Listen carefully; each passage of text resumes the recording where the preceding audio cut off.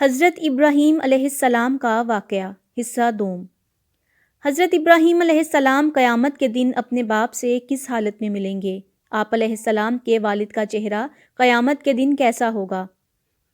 آپ علیہ السلام قیامت کے دن اللہ تعالیٰ سے کیا درخواست کریں گے؟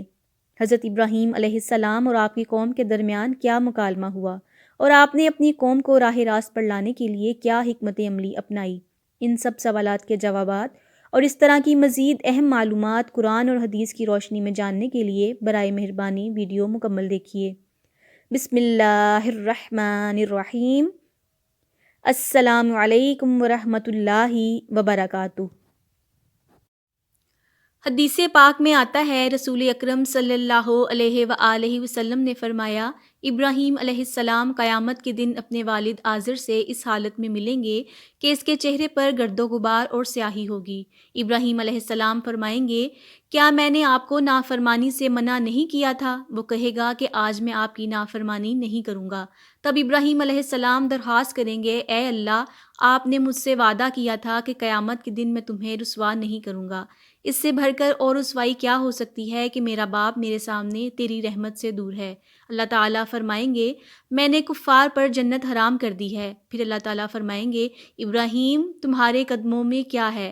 آپ علیہ السلام قدموں کی طرف دیکھیں گے تو نجاست سے لتھڑا ہوا ایک بجو نظر آئے گا، جسے ٹانگوں سے پکڑ کر جہنم میں پھینک دیا جائے گا۔ بخاری۔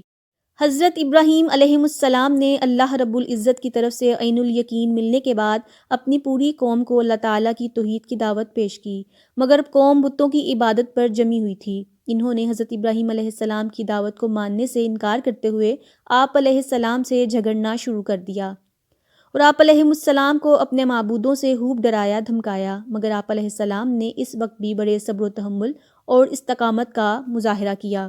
فرمان الہی ہے ترجمہ۔ اور ابراہیم کی قوم نے ان سے جھگڑا کرنا شروع کر دیا تو انہوں نے فرمایا، کیا تم اللہ کے بارے میں مجھ سے جھگڑا کرتے ہو؟ حالانکہ اس نے مجھے سیدھی راہ دکھائی ہے اور میں ان معبودوں سے ہرگز نہیں ڈرتا جنہیں تم اللہ کے ساتھ شریک بناتے ہو۔ ہاں، اگر میرے پروردگار کی کوئی مشیت ہو تو وہ ضرور ہو سکتا ہے۔ میرا پروردگار ہر چیز کو اپنے علم میں گھیرے ہوئے ہے۔ کیا تم پھر بھی نصیحت حاصل نہیں کرتے ہو؟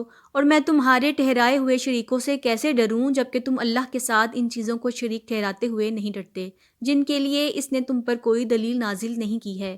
پھر اگر تم جانتے ہو تو بتاؤ کہ دونوں فریقوں میں سے کون سی جماعت امن کی زیادہ حقدار ہے۔ سورہ الانعام آیات 80 تا 81۔ اللہ تبارک و تعالیٰ نے قرآن پاک میں آپ صلی اللہ علیہ وآلہ وسلم کو مخاطب کرتے ہوئے فرمایا، اے نبی صلی اللہ علیہ وآلہ وسلم، آپ انہیں ابراہیم علیہ السلام کا واقعہ بھی سنائیے جب انہوں نے اپنے باپ اور اپنی قوم سے پوچھا، تم لوگ کس کی عبادت کرتے ہو؟ انہوں نے جواب دیا کہ ہم بتوں کی عبادت کرتے ہیں اور ہم ہمیشہ انہی کے پجاری رہیں گے۔ ابراہیم علیہ السلام نے پوچھا، جب تم انہیں پکارتے ہو تو کیا وہ تمہاری بات سنتے ہیں یا وہ تمہیں نفع یا نقصان پہنچا سکتے ہیں؟ انہوں نے جواب دیا کہ یہ ہم کچھ نہیں جانتے، ہم نے تو اپنے باپ دادا کو اسی طرح کرتے پایا ہے۔ ابراہیم علیہ السلام نے فرمایا، کبھی تم نے ان میں غور و فکر بھی کیا ہے جن کی تم عبادت کرتے ہو؟ تم اور تمہارے باپ دادا سب میرے دشمن ہیں جو تمہیں جہنم میں لے جائیں گے، سوائے اللہ رب العالمین کے جس نے مجھے پیدا کیا ہے اور وہی میری رہنمائی کرتا ہے اور وہی مجھے کھلاتا اور پلاتا ہے، اور جب میں بیمار پڑتا ہوں تو وہی مجھے شفا عطا فرماتا ہے، اور وہی مجھے موت دے گا پھر دوبارہ زندہ کرے گا، اور وہی ہے جس سے میں امید رکھتا ہوں کہ وہ قیامت کے دن میری خطائیں معاف فرما دے گا۔ سورہ الشورى آیات 69 تا 82۔ ایک اور آیت میں آتا ہے، جب ابراہیم علیہ السلام نے اپنے باپ اور اپنی قوم سے پوچھا، یہ مورتیاں کیا ہیں جن پر تم عبادت کے لیے جمے رہتے ہو؟ انہوں نے جواب دیا، ہم نے اپنے باپ دادا کو انہی کی عبادت کرتے ہوئے پایا ہے۔ آپ علیہ السلام نے فرمایا، پھر تو تم اور تمہارے باپ دادا کھلی گمراہی میں پڑے ہوئے ہو۔ وہ کہنے لگے، اے ابراہیم، کیا آپ ہمارے پاس سچ مچ حق لائے ہو یا یوں ہی مذاق کر رہے ہیں؟ آپ نے فرمایا، در حقیقت تمہارا رب تو وہ ہے جو آسمانوں اور زمین کا مالک ہے، جس نے انہیں پیدا کیا ہے، اور میں اس بات کی تمہارے سامنے گواہی دیتا ہوں، اور اللہ کی قسم، تمہارے پیٹھ پھیر کر جانے کے بعد میں تمہارے بتوں کے خلاف ضرور کارروائی کروں گا۔ سورہ الانبیاء آیات 52 تا 57۔ جب حضرت ابراہیم علیہ السلام کی دعوت توحید کو قوم نے ماننے سے انکار کر دیا تو آپ علیہ السلام قوم کو توحید کا سبق سکھانے کے لیے موقع کی تلاش میں تھے۔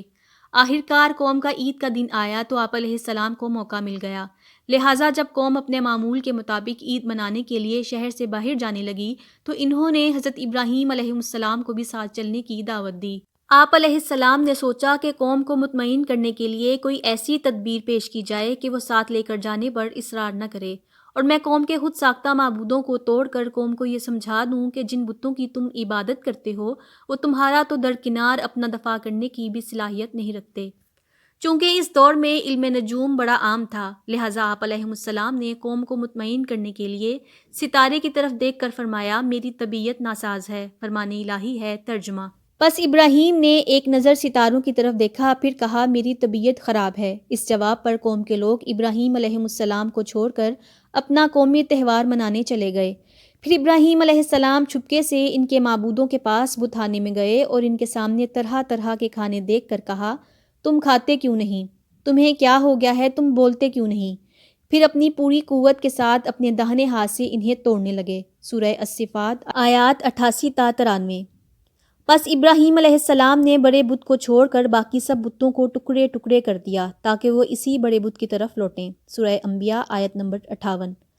حضرت ابراہیم علیہ السلام کی قوم کے لوگ جب عید منا کر واپس لوٹے تو سب سے پہلے اپنے بتوں کی عبادت کے لیے بت خانے میں گئے اور اپنے معبودوں کو ٹوٹا ہوا دیکھ کر غصے میں آ گئے اور کہنے لگے کس نے ہمارے معبودوں کی توہین کی ہے؟ ان میں سے جن لوگوں کے سامنے حضرت ابراہیم علیہ السلام نے بتوں کے خلاف کارروائی کرنے کی قسم کھائی تھی، انہوں نے کہا کہ یہ کارروائی ابراہیم کی ہو سکتی ہے کیونکہ وہ ہمارے معبودوں کا دشمن ہے، فرمان الہی ہے۔ ترجمہ: وہ بتوں کا حال دیکھ کر کہنے لگے ہمارے معبودوں کے ساتھ یہ کس نے کیا ہے؟ ایسا شخص تو یقیناً ظالموں میں سے ہے۔ بعض لوگوں نے کہا ہم نے ایک نوجوان کو ان کا تذکرہ کرتے ہوئے سنا تھا جسے ابراہیم کہا جاتا ہے۔ سب نے کہا اچھا اسے پکڑ کر لوگوں کی نگاہوں کے سامنے لاؤ تاکہ سب لوگ اسے دیکھیں۔ جب ابراہیم علیہ السلام آ گئے تو انہوں نے کہا اے ابراہیم کیا آپ نے ہمارے معبودوں کے ساتھ یہ حرکت کی ہے؟ آپ علیہ السلام نے انہیں ان کے باطل عقیدے پر شرمندہ کرنے کے لیے جواب دیا بلکہ یہ کام ان کے بڑے نے کیا ہوگا، اگر یہ بت بول سکتے ہیں تو تم ان سے پوچھ لو۔ یہ سن کر وہ اپنے دلوں میں حق کے قائل ہو گئے اور دل میں کہنے لگے در حقیقت تم ہی ظالم ہو۔ پھر وہ فوراً ہی اعتراف حقیقت سے مکر گئے، کہنے لگے اے ابراہیم تمہیں تو معلوم ہی ہے کہ یہ بت بول نہیں سکتے۔ ابراہیم نے کہا کیا تم اللہ کے علاوہ ایسی چیزوں کی عبادت کرتے ہو جو نہ تو تمہیں نفع پہنچا سکتی ہیں اور نہ ہی نقصان؟ افسوس ہے تم پر اور تمہارے ان معبودوں پر جن کی تم اللہ کے سوا عبادت کرتے ہو۔ کیا تم عقل سے کام نہیں لیتے؟ سورہ الانبیاء آیات 59 تا 67۔ بقیہ حصہ آئندہ آنے والی ویڈیو میں۔ اللہ حافظ۔